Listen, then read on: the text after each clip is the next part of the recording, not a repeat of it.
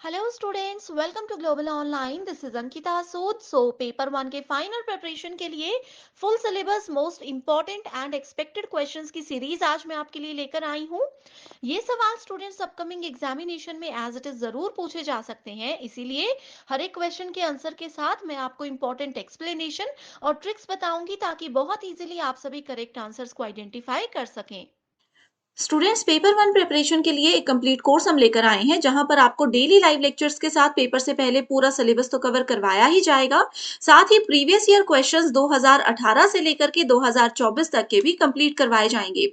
हर एक क्वेश्चन को easy explanation के साथ आपको बताया जाएगा, जिसके साथ आपको आसान ट्रिक्स दूंगी जो कि बहुत आसानी से आपको करेक्ट आंसर ढूंढने में मदद कर सकती है। साथ ही एक स्पेशल व्हाट्सएप ग्रुप में आपको ऐड किया जाता है इस कोर्स में, जिसमें कि आपको हर क्लास के बाद उसकी पीडीएफ मिल जाएगी। एंड अगर कोई भी डाउट्स हो, आपको कोई भी सवाल परेशान कर रहा हो, तो वो डाउट्स आप अपने ग्रुप में भी टीचर के साथ शेयर कर सकते हो।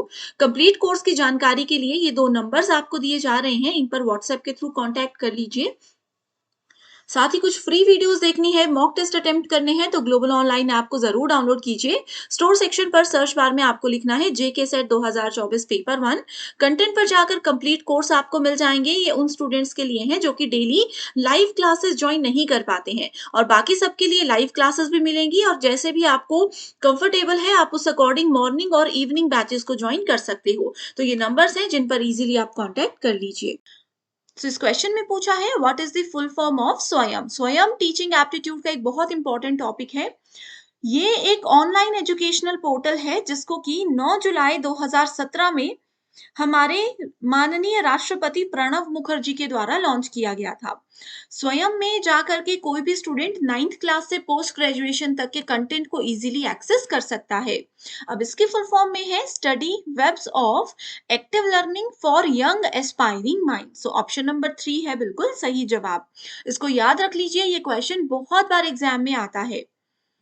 Next is the best educational program is one which is according to. अब देखिए, एक एजुकेशनल प्रोग्राम, एक शैक्षणिक कार्यक्रम अच्छा कब माना जाता है? जब वो एक टीचर की, एक बच्चे की ज़रूरतों को समझता है कि बच्चा किस चीज़ के बारे में सर्च कर रहा है, बच्चे को किस नॉलेज की ज़रूरत है, एबिलिटी ऑफ द चाइल्ड कि बच्चे की कितनी क्षमता है, उस लेवल के हिसाब से जो पढ़ाए, वो एक बेस्ट एजुकेशनल प्रोग्राम है। या फिर इंटरेस्ट ऑफ द चाइल्ड कि बच्चे को किस चीज़ में इंटरेस्ट है, किस तरीके से पढ़ना वो पसंद करते हैं, ये अगर आपको प्रोवाइड करवा रहा हो। All of this along with the need of the society कि समाज को कैसे एजुकेशन की ज़रूरत है आगे आने वाली जनरेशन के लिए, ये भी आपको जो बताता है वो होता है एक best educational program. So correct answer है ऑप्शन नंबर डी, जिसमें लिखा गया है कि ऊपर के तीनों ऑप्शंस भी सही हैं, जिसके साथ ये स्टेटमेंट ऐड की गई है। ओके। क्वेश्चन है failure on the part of a teacher to communicate the ideals and ideas well to the students may result in. अब एज अ टीचर अगर आप अपने विचारों, अपने आदर्शों को अच्छी तरह से स्टूडेंट्स तक पहुंचा नहीं पा रहे हो, आप उस चीज में फेल हो जाते हो, तो उसका क्या परिणाम आपको मिलेगा? ठीक है, तो ये है क्लासरूम इनडिसिप्लिन, यानी कि कक्षा में अनुशासन, रूल्स को और आपकी बात कोई स्टूडेंट नहीं सुनेगा। Loss of students interest in the topic being taught and under estimate of the teacher. ठीक है, यानी कि इसमें कहा है कि ऐसे अगर करोगे, आप अपनी बात अच्छे से प्रेजेंट नहीं कर पाओगे, तो स्टूडेंट्स का एक तो उस टॉपिक से, उस सब्जेक्ट से इंटरेस्ट कट जाएगा। साथ ही वो टीचर की जो है वो कम आंकना करेंगे कि टीचर को कुछ भी नहीं आता। तीसरा है increased number of absentees in the class. अब देखो, बहुत से बच्चे, खास तौर पर कॉलेज में ये चीजें ज्यादा रहती हैं कि अगर आपको ऐसा लग रहा है कि हाँ, ये टीचर अच्छा नहीं पढ़ा रहे, ना हमें सब्जेक्ट में इंटरेस्ट था, ना टीचर इंटरेस्ट के साथ पढ़ा रहे हैं, अच्छे तरीके से पढ़ा नहीं रहे, तो आपकी क्लास में बच्चे आएंगे ही नहीं। तो ये सब चीजें होती हैं तब जब आप अपनी बात, अपना नॉलेज अच्छे से सामने वाले स्टूडेंट के सामने प्रेजेंट ना कर पाओ। सो करेक्ट आंसर है option number D. The 93rd Constitutional Amendment Bill 2001 provides the provision for, बहुत इंपॉर्टेंट क्वेश्चन है। सो 93rd कॉन्स्टिट्यूशनल अमेंडमेंट जो थी, उसमें प्रोविजन दिया गया था किस चीज के ऊपर? वो दिया गया था कि nutritional status to people 6 years age group, ठीक है, थोड़ा सा ये ट्रांसलेशन में गड़बड़ हो गई है। 6 से लेकर के 14 साल तक के जो बच्चे हैं, उनको एक अच्छा पोषण भरा खाना दिया जाएगा। पोषण की स्थिति उनकी विद्यार्थियों की अच्छी रहनी चाहिए। Focus on girls belonging to reserved category in depressed areas. उन लड़कियों पर ध्यान दिया जाएगा जो कि आरक्षित वर्ग से आती हैं और थोड़े गाँव टाइप के एरिया में रहती हैं, जिनको पता नहीं होता कि एजुकेशन का क्या इंपॉर्टेंस है। शिक्षा कर्मी schools in socio economically backward areas, ठीक है। रूरल और बैकवर्ड एरियाज जो हैं, rural urban area backward areas जो हैं, वहां पर सामाजिक आर्थिक रूप से पिछड़े क्षेत्रों को शिक्षा कर्मी स्कूल नाम का एक पोर्टल जो है, ऑनलाइन भी है ऑफलाइन भी है, इस चीज की सुविधा दी जाएगी। तो ये सभी इस अमेंडमेंट बिल 2001 के अंदर कंसिडर किए गए थे। अगला क्वेश्चन है, the first page that is displayed of any website is known as.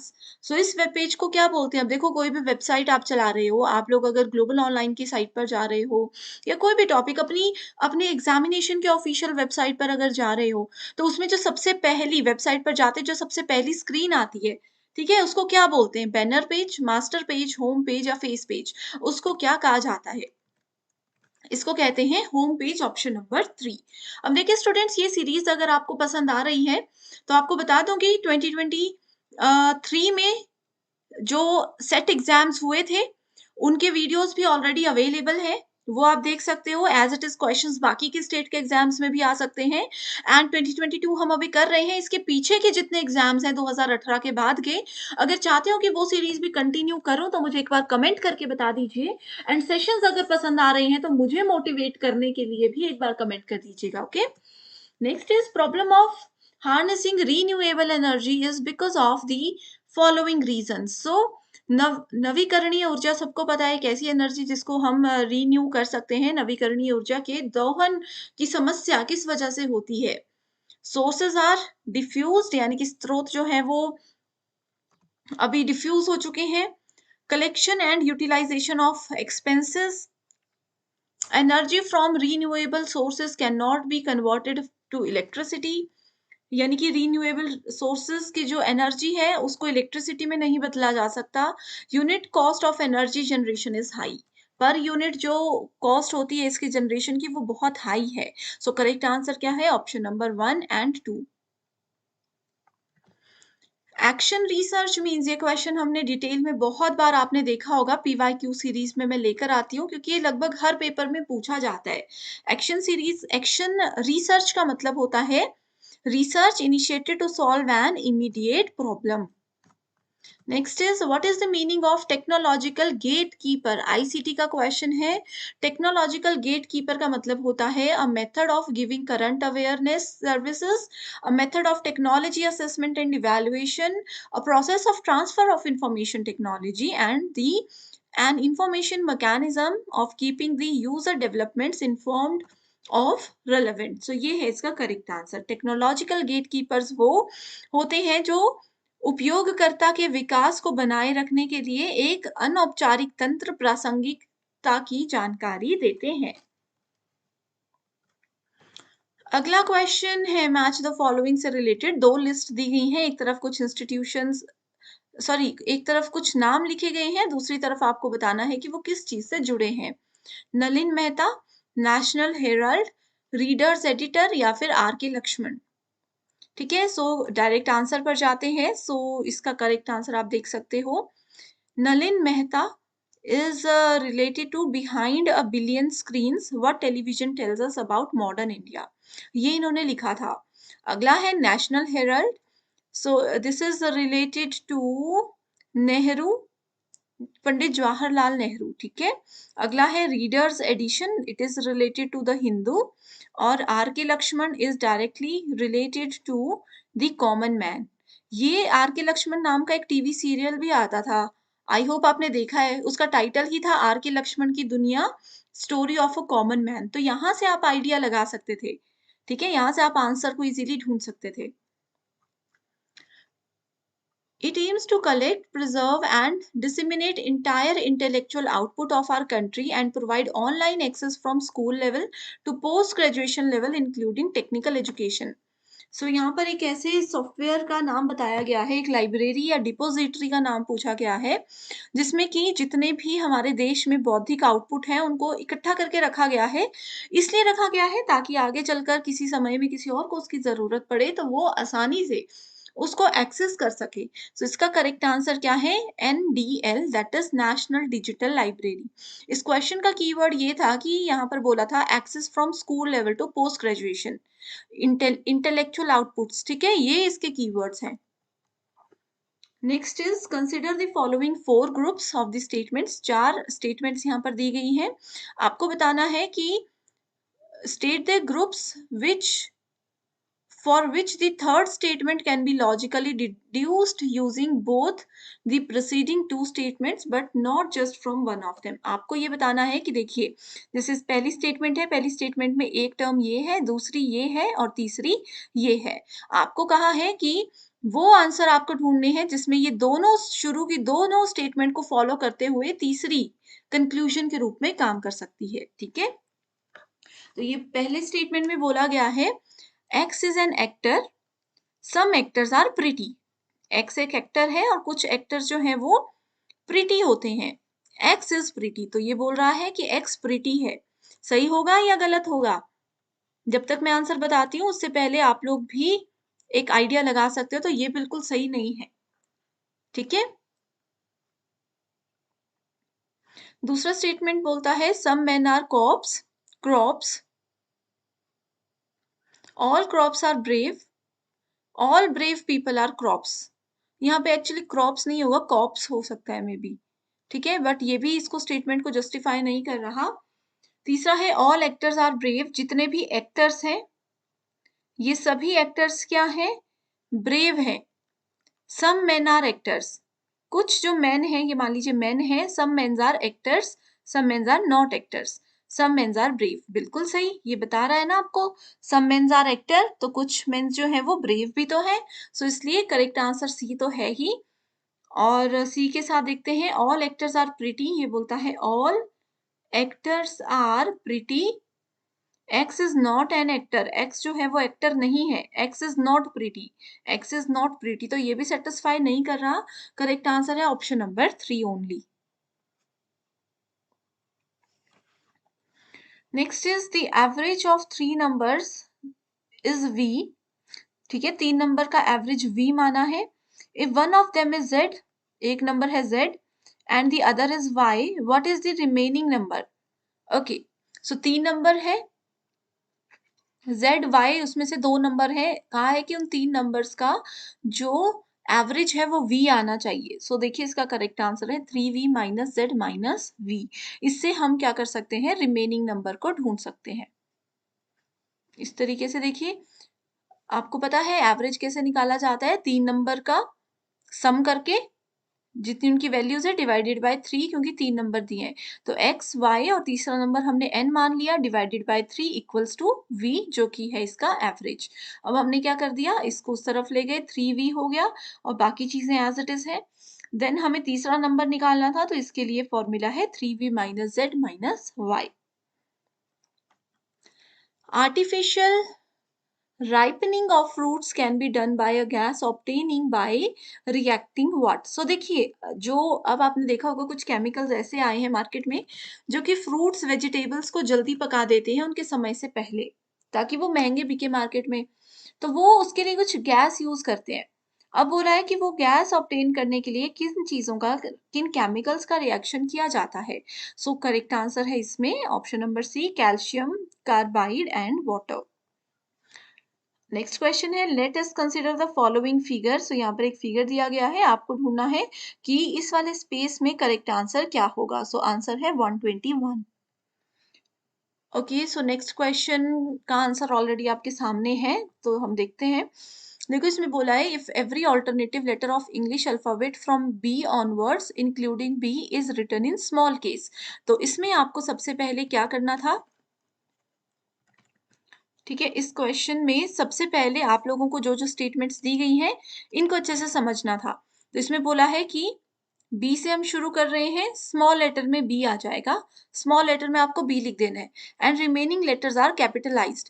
Alternative letter बोला है, यानी कि एक नंबर छोड़कर एक आपको बड़ा लिखना है, एक छोटा लिखना है। तो बी छोटा है तो सी बड़ा होगा, डी छोटा है तो ई बड़ा होगा, जैसे कि यहाँ पर आप देख सकते हो। ठीक है, then how is the last month of first half of a year is written. ठीक है, सो देखो इसमें पूछा है कि ईयर का फर्स्ट हाफ यानी कि जनवरी से जून तक फर्स्ट हाफ हो गया, लास्ट मंथ यानी कि जून हो गया, तो डायरेक्टली ये पूछा है कि बताइए ऐसे केस में आप जून को कैसे लिखोगे। तो जून को लिखने के लिए भी आपको क्या करना है, सबसे पहले ऐसे ही ABCD लिख देना है। तो इसमें देखिए जून का जे छोटा है, जे छोटा है, यू, ठीक है, यू यहाँ पर बड़ा आएगा। ये थोड़ा सा इधर गड़बड़ हो चुकी है आंसर्स में, तो देखिए आप लोगों को क्या करना है, आपको डायरेक्टली इसी तरीके से चीजें लिख देनी है। ठीक है, और बताना है कि लास्ट मंथ जो है फर्स्ट हाफ का उसको कैसे लिखेंगे। सो यहाँ पर आपको पता चल रहा है जे छोटा है तो स्मॉल जे लिख दीजिए, यू इज कैपिटल तो कैपिटल यू, एन यहाँ पर स्मॉल है स्मॉल एन, और ई यहाँ पर कैपिटल है so capital E. So correct answer option number A नहीं होगा, ऑप्शन नंबर डी होगा। ठीक है, एंड ये वाला जो यहाँ पर आपको दिख रहा है क्वेश्चन, ये एक्सप्लेनेशन ये है, सेम क्वेश्चन पूछा गया था किसी और साल में जिसमें कहा था first month of second half. So second half का फर्स्ट मंथ जुलाई होता है, तो आपको जुलाई ढूंढना था, जिसका आंसर ये होगा। Let us consider the following two statements, whether the statements are true or false using the codes given below। ठीक है, तो फर्स्ट स्टेटमेंट बोलती है 4 + 3 = 7, बिल्कुल सही है, एंड 4 × 3 = 7, तो ये तो गलत है, बिल्कुल बेसिक क्वेश्चन है। सेकंड बोलता है all natural numbers are integers, कि जितने भी नेचुरल नंबर्स होते हैं वो इंटीजर्स होते हैं, और all natural numbers are integers और rational numbers are integers. So दोनों स्टेटमेंट्स बिल्कुल फॉल्स हैं। यहाँ पर जो ध्यान रखने योग्य चीज है वो है एंड और। ठीक है, एंड का मतलब होता है कि दोनों आपकी सही होनी चाहिए, और होता है कि दोनों में से अगर एक भी सही है तो आपकी स्टेटमेंट सही हो जाएगी। तो इसलिए यहाँ पर करेक्ट आंसर है ऑप्शन नंबर डी।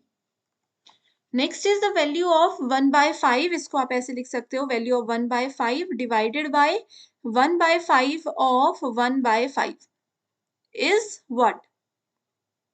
इसको हमने डिवाइड करना है 1/5 ऑफ 1/5 डिवाइडेड बाय 1/5, इसको जब हम कैलकुलेट करेंगे तो आंसर आ जाएगा 1।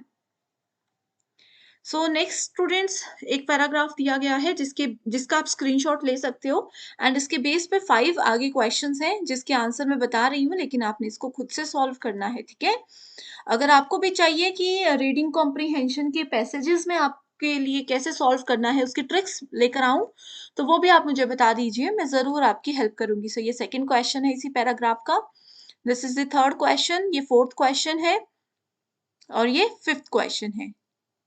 ठीक है,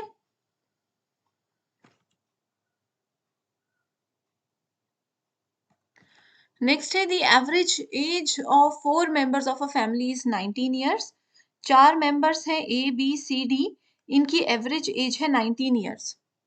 इस तरीके से after 2 years their average age will increase nearly by, so वो 10.5% तक बढ़ जाएगी after 2 years।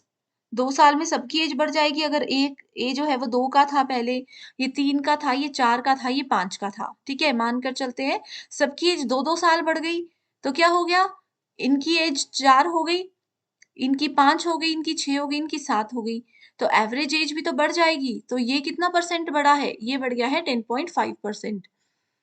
Income and expenditure of 4 company in the year 2019 is given below. So ये दिया गया है, टेबल इज नॉट क्लियर क्योंकि इमेज ही ऐसी अवेलेबल है। सो आंसर देख लीजिए, डायरेक्टली पी है। आपको बताना है कौन सी स्टेटमेंट सही है। Some of the cricketer players are tennis players. 3 circle है क्रिकेटर का, क्रिकेटर्स का, एक टेनिस प्लेयर्स का। Some tennis players are hockey players. No cricket player is a hockey player. ठीक है, अब देखो जब भी सम टर्म आती है ना, इसका मतलब है कि 2 सर्कल हैं तो वो आधे आधे एक दूसरे से मिल रहे हैं। ठीक है, तो अगर ये क्रिकेट प्लेयर्स हैं तो ये टेनिस प्लेयर्स होंगे। Some of the cricket players are tennis players, some tennis players are hockey players, तो ये हॉकी प्लेयर्स है।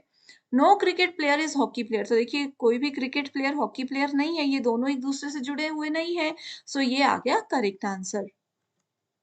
सो आई होप स्टूडेंट्स ये वीडियो आपको बहुत पसंद आई है। अगर चाहते हो कि बाकी के ईयर के क्वेश्चंस भी हम इसी तरीके से कवर करें, तो एक बार मुझे बता दीजिए। एंड जो ऑलरेडी अवेलेबल वीडियोस हैं, जो ईयर के क्वेश्चंस हम ऑलरेडी सॉल्व कर चुके हैं, उनके लिंक्स आपको मिल जाएंगे डिस्क्रिप्शन बॉक्स में, तो ज़रूर उन सेशंस को फॉलो कीजिएगा।